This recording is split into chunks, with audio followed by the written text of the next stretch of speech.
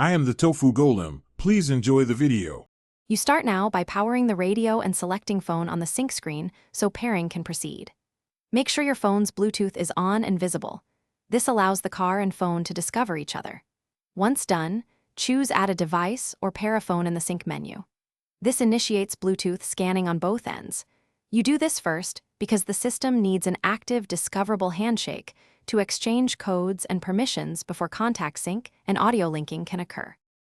When sync and your phone find each other, you'll see a PIN on both screens, confirm they match and tap Pair or Yes. This verifies the secure link, which prevents accidental connections. Next, allow contact and message access.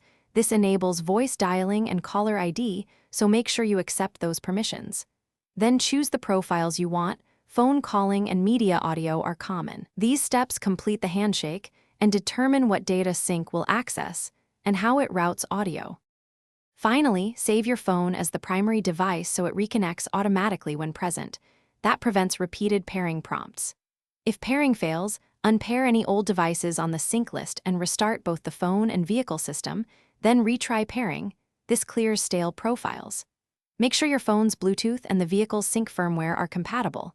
Updating sync or your phone OS often fixes odd behaviors. If problems persist, a quick soft reset of the phone or a sync master reset usually results. Thanks for watching.